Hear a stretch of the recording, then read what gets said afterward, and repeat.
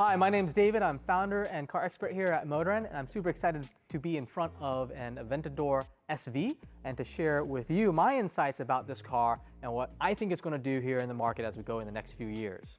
Just to set a little bit of background, the Aventador SV is one of the special editions of the Aventador, and the overall lineup of the Aventador stretches from 2012 all the way up until 2023. So when we talk about that segment of vehicles, we're talking about quite a few iterations, from kind of a base coupe back in 2012, then they came out with the Roadster, then they came out with an Anniversario edition of the coupe, followed by the SV special editions that we have behind us. And they only made 500 of those in coupe and 400 of those in Roadster specification. After that, you came out with the Aventador S, which adds a little bit of different styling and slight upgrades to the base model. And then finally, we find the Aventador lineup ended with the SVJ in both the Roadster and the Coupe, and the Ultimate versions in both Roadster and Coupe. I think the best buy of the lot is the SV. It's probably one of the most aesthetically pleasing in my view, and I'll get into why in a little bit as well. When you're looking at the Aventadors, again, with that wide range, there's also a wide range of values. The earliest editions in today's market with reasonable miles, that's say under about 30,000 miles, and a clean car history and good maintenance are selling around $250,000 to $300,000. The mid-year iteration, so as we look towards 2015, 2016, they're selling closer to $300,000 to $400,000. The special editions like the SV with low mileage are trading around $500,000. And then if you're looking at the latest iterations of the Aventador that have come out, again, the SVJ and the Ultimate, those are trading around the $600,000 to $800,000 range, depending on what you're working with. As we look forward, they're also being replaced by the Lamborghini Revuelto. That's going to be interesting in how that plays out, because the Aventador does represent the last, the naturally aspirated V12s in the Lamborghini lineup that we're going to see. The Revuelto does have a V12, but it also pairs that with a hybrid system, so we'll kind of have to see how that really shakes out. In a segment, though, the Aventador stands alone.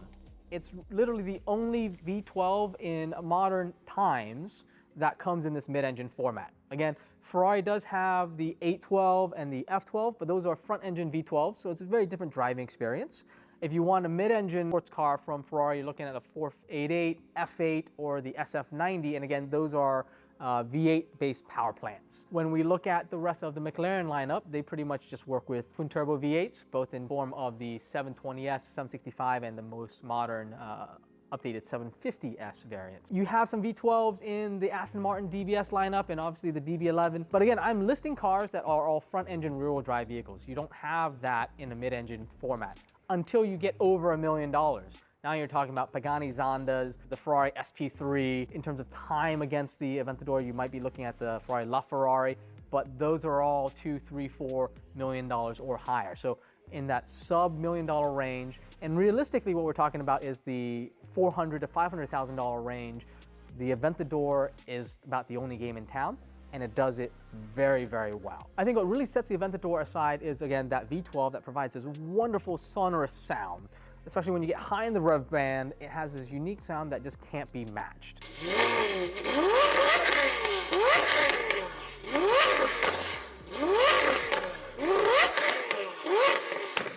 That is obviously critical to this car. But also, you get the iconic Lamborghini doors. Nobody else does it like this vehicle, and that's what gives it so much presence. Ultimately, with the Lamborghini Aventador, it's a presence machine. You show up somewhere, you open up the doors, you rev the engine, people are looking. It is not, however, the best driver's car in the segment. I will give it that. We've had customers trading it in against McLarens. We have customers trading them in against Ferraris, because although they like the attention, they like the feel of the Aventadors, they actually want a different driving experience, a more pure, a more race car-like experience, then you're looking at the McLarens or you're looking at the Ferraris.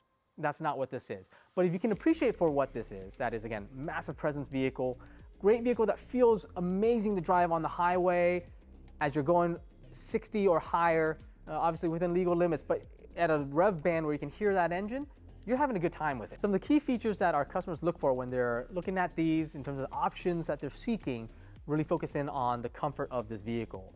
So they're looking for the electric comfort seats. These do come with a carbon bucket seat, and some people really like those.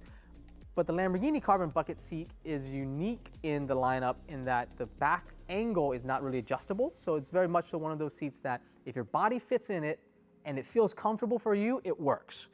If your body doesn't, it can actually be very uncomfortable. So depending on what you're working with, you may be looking at the Comfort electric seats, and they're great.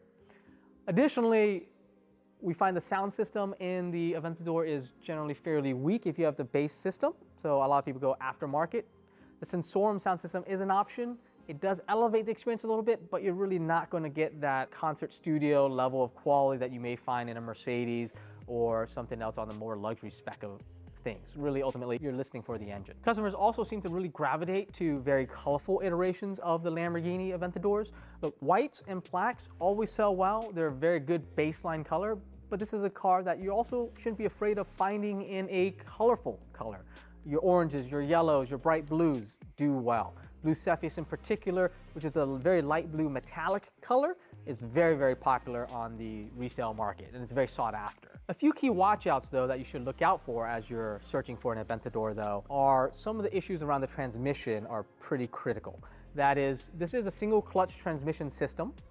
It is somewhat difficult to utilize at low speeds. It's a little bit clunky, and that's probably one of the weakest parts about the vehicle and the platform. And so as you look for one, you want to look for a vehicle with a good clutch reading. You want to look for one with a transmission that's still working well. It's very easy to potentially glaze over the clutch in low speed settings, especially if you're potentially starting from a stop on a hill. We've heard some horror stories of people having brand new clutches and burning them out as they try to go uphill from a stop. So just be aware of that and be careful as you're looking. Additionally, on the 2012s and 2013s, there were some issues with the transmission system in general that potentially lead to some big repair bills. So if you get a good price on them, just make sure that those are looked at, that you have a good proper inspection before you lean into something like that. It seems to have been rectified and corrected as you go from 14 and onwards, but again, that single clutch is still an issue of sorts. We've also seen a couple issues with the leather on the Lamborghini Aventador, especially in regards to pulling back at some of the seams or at some of the edges. Look, it's an organic material, and so if you park this outside under the sun, that leather is going to dry up. So just keep an eye out for that as you're evaluating a vehicle as well. And then finally, two other things to point out.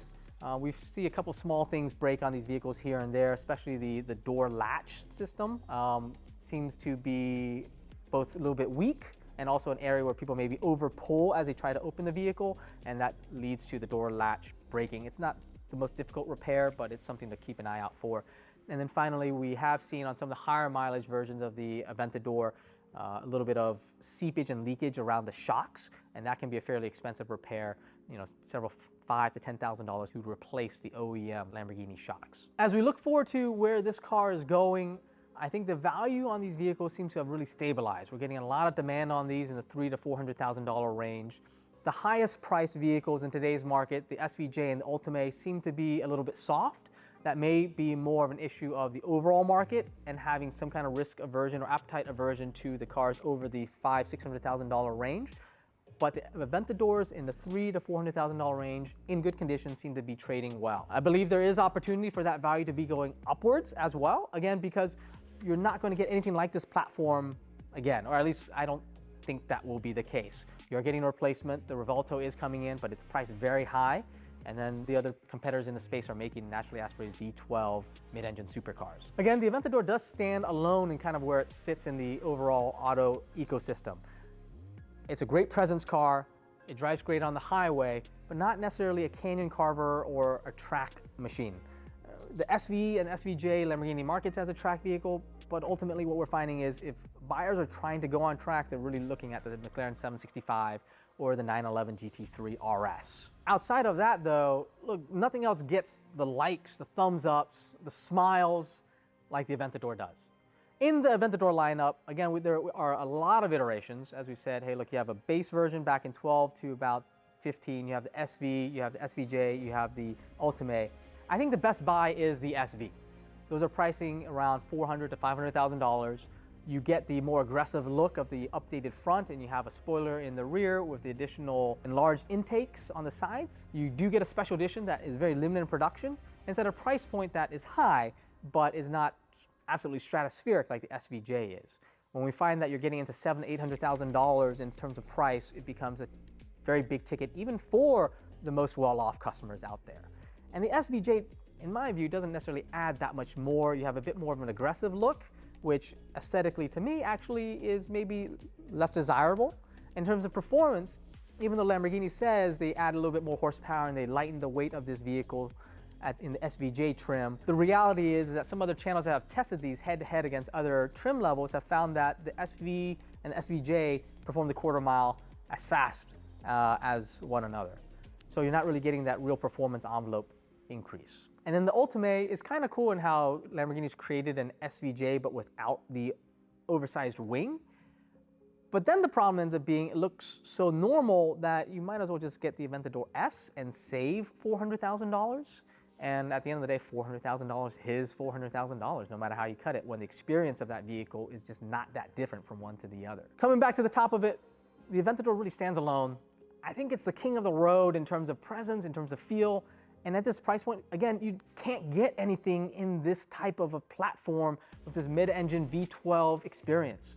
So if you've got the capability, this is both a car that is really cool to experience and also something that is highly likely to hold value and potentially go up in value in the next few years. So if you like this type of content, please hit the like button and subscribe, and I'm happy to share with you more of our insights from the dealer perspective of what these cars are doing, how they're trending, and what our customers are finding great about them. So that way you can be the most informed you can in terms of your buying experience.